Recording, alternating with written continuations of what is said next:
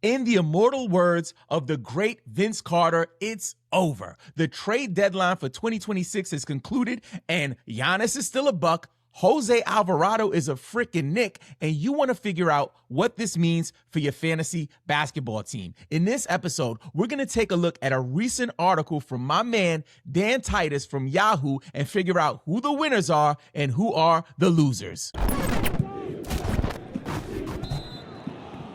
So here we are on YAHOO Fantasy, checking out my man Dan Titus's brand new article. I have not taken a look at this. This is an honest first look, first reaction to all of these trades and the fantasy implications. So I'll kind of go through what Dan came up with, and I'll just give my commentary and my take on that. Let's get right to it. So first off, the first winner that Dan has here is Jalen Smith from the Chicago Bulls. I know we've been talking about Jalen Smith having value because we always thought that Vucevic was going to get traded. It's been 1 year, 2 years. Years have just been going. I kind of gave up on it. On our show, we've talked about it all season. Is this the year? Is this the year? I started giving up hope that, Vooch would be traded, but it actually happened. And he landed in Boston, which I think is a great landing spot for him, especially the way they're playing right now. I think the last time I checked, they were like number 2 in the East, and they have Jason Tatum out. So I'm like, how did they manage to do it? Jaylen Brown has really been putting on for the city. But let's talk about Jalen Smith. Jalen Smith is a young big that when he gets the minutes, he's able to produce. Dan believes that he has at least top 60 upside across all formats. I think that's optimistic. I trust Dan's, opinion on this, but I do think that's a bit optimistic. I would probably lean towards maybe top 100, top 80. Let me see it first, but I could be wrong. He also says that the Bulls sold off a few of their key starters, leaving a lot of uncertainty elsewhere, but not for Smith and not for Josh Giddey. I think Josh Giddey's going to maintain his value. I don't think Vucevic's departure is going to impact Giddey, but Giddey's been banged up. So I know folks were super high on him. I was not as high, but I've become a believer. However, he's been banged up, so hopefully he can get healthy. So Jalen Smith, I'm all for this. I do think he's a winner. Kawhi Leonard is Dan's next winner. He said James Harden is gone, Darius Garland is in, and Kawhi's usage is about to detonate. I agree. I think that Kawhi surprised a lot of people, me included. I've always been pretty low on Kawhi Leonard just because of his lack of availability. The man is always banged up, and you know what I say? He don't play.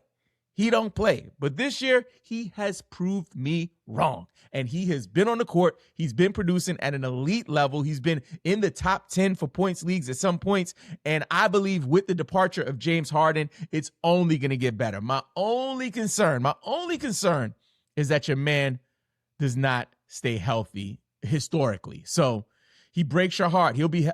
Last year, I think he was healthy most of the season. And then when you needed him in the fantasy playoffs, he was hurt. So Kawhi, busted thigh, Leonard, hopefully he will rise above his normal injury-prone tag. So I do think Kawhi is a leader if he is a winner if he can stay healthy.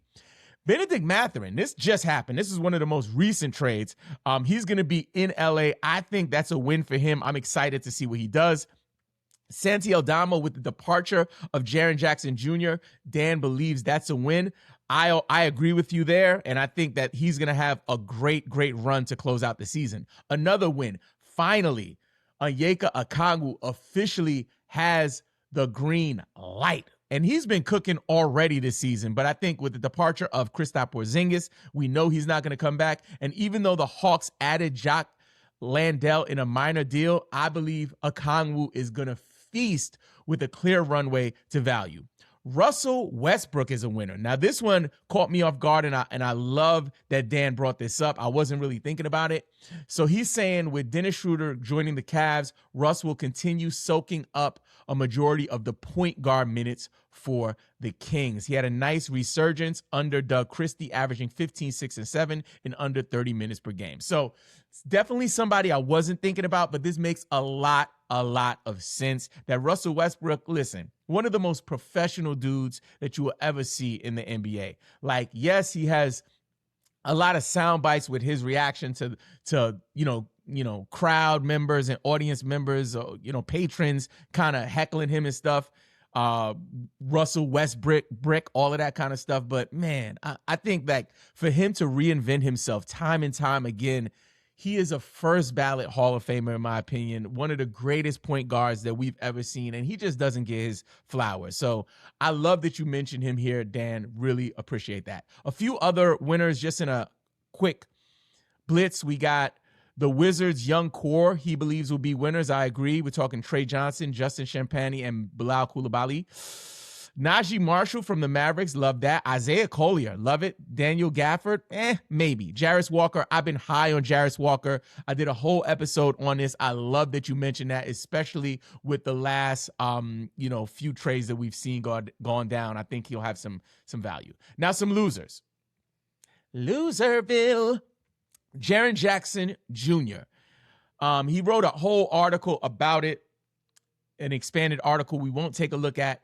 But I think his logic here is he'd like to sell, but most fantasy managers are likely well aware of Utah's late season shenanigans. So I think Dan's concern here is that the Jazz are habitual tankers, right? So they get towards the end of the season and all of a sudden people have injury tags that came out of nowhere.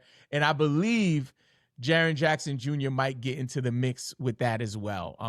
Some would argue that they want to kind of run it and see what they can do. I think it's too late in the game for them to make a push. I think they're making a push maybe for next season. So I agree with Dan there. Anthony Davis, loser. This is what Dan is saying. He's saying moving to Washington is essentially the nail in the coffin for AD this season. I don't expect him to play much, or if at all. Drop him and move on with no regrets. I don't know if I would drop him quite yet.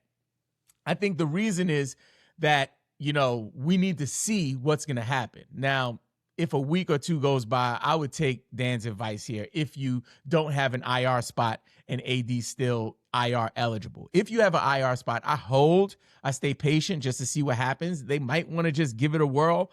I don't really think Washington is in the position to make a run for a play-in spot, but they do have Trae Young and they do have Anthony Davis, and there's still a lot of season left. We haven't even reached the All-Star break yet. So if they wanted to make a push for the play-in, maybe it's within the range of outcomes that they try that. For me, until I see it, what they do with AD, I'm going to hold. But again, I wouldn't be mad if you decided to drop. The next loser, Kobe White. Totally agree with this. This is a heartbreaker. Kobe White started to turn into like a fantasy darling, y'all. Over the last couple of years, I've been loving what he was doing in Chicago. And I felt like he could be a consistent fantasy producer. Going to play behind LaMelo Ball, this is a very bad signal. I don't think we're going to see the level of production that we've seen from Kobe White. So I agree with my man Dan there.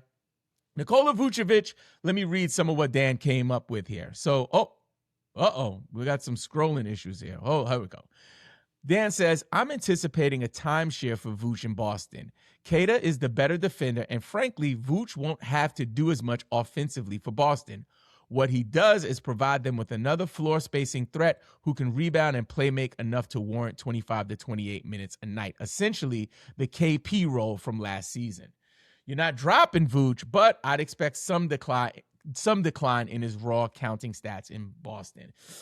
I want to be a little more optimistic for Vooch. I feel like with there's no Jason Tatum there.